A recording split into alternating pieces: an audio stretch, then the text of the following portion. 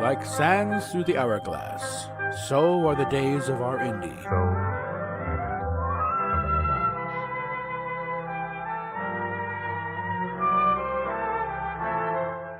This is Captain April, and these are the days of our Indy.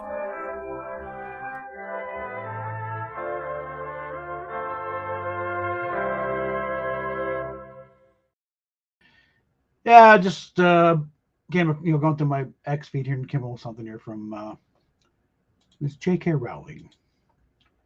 Don't know the latest nonsense. I guess let's just pull this up here and then read along, kids.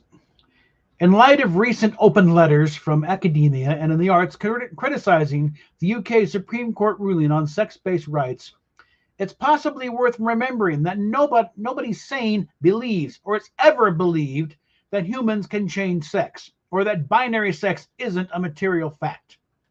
These letters do nothing but remind us of what we know only too well, that pretending to believe these things has become an elitist badge of virtue.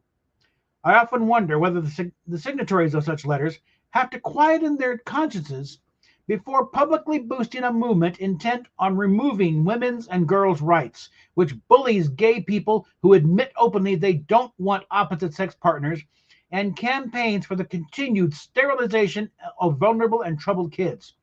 Do they feel any qualms at all while chanting the foundational lie of their religion, trans women are women, trans men are men? I have no idea. All I know for sure is that it's a complete waste of time telling a gender activist that their favorite slogan is self-contradictory nonsense, because the lie is the whole point. They're not repeating it because it's true. They know it full well it's not true, but because they believe they can make it true, sort of, if they force everyone else to agree. The foundational lie functions as both the catechism and crucifix, the set form of words that obviates the tedious necessity of coming up with your own explanation of why you're one of the godly, and an exorcist weapon which will defeat demonic facts and reason and promote the advance of righteous pseudoscience and sophistry.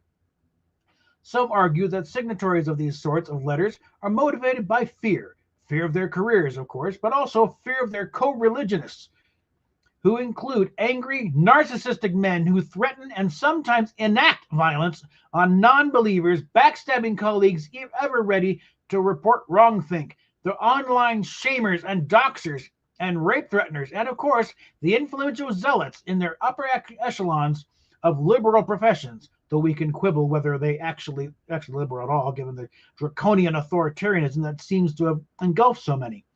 Gender ideology could give medieval Catholicism a run for its money when it comes to punishing heretics, so it isn't it common sense to keep your head down and recite your Hail Mulvaneys. But before we start feeling too sorry for any cowed and fearful twatites, who are turfily on the sly, let's not forget what a high proportion of them have willingly snatched up pitchforks and torches to join the inquisitional purges.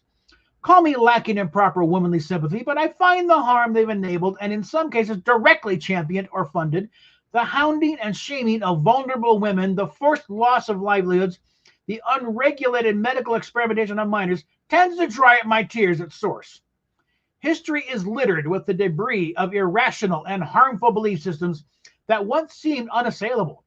As Orwell said, some ideas are so stupid that only intellectuals believe them. Gender ideology may have embedded itself deeply into our institutions, but where it's been imposed top down on the supposedly unenlightened it is not invulnerable. Court losses are starting to stack up. The condensation, overreach, entitlement, and aggression of gender activists is eroding public support daily. Women are fighting back and winning significant victories. Sporting bodies have miraculously awoken from their slumber and remembered that males tend to be larger, stronger, and faster than females.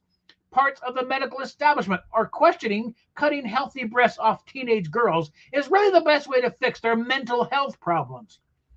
One seemingly harmless little white lie, trans women are women, trans men are men, uttered in most cases without any real thought at all, and a few short years later, people who think of themselves as supremely virtuous are typing yes, rapists, pronouns are absolutely the hill I'll die on, rubbing shoulders with those who call for women to be hanged and decapitated for wanting all-female rape crisis centers, and furiously denying clear and mounting evidence of the greatest medical scandal in a century.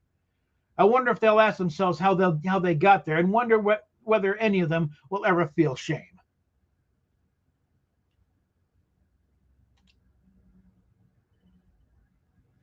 I think that says it all. Ravenclaw here. We'll talk to you later.